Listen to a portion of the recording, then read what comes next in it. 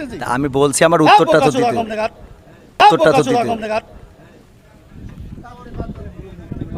কোন জায়গায় কি বলতে জানি যাই পুকাতে কি লেগে পড়ে জানি যাই হাত বেয়াদব কম না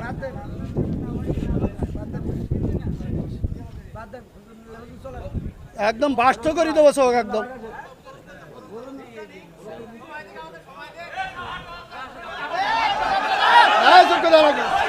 আপনি একজন চেয়ারম্যান, বাংলাদেশে অসংখ্য চেয়ারম্যান আছে না নাই? তো সব চেয়ারম্যান কি একই সুরে কথা বলে? বলেন। চেয়ারম্যান করে ইসলামের মধ্যে ভেদাভেদ হবে কেন? চেয়ারম্যানই করে এক জিনিস আর ইসলাম এক জিনিস।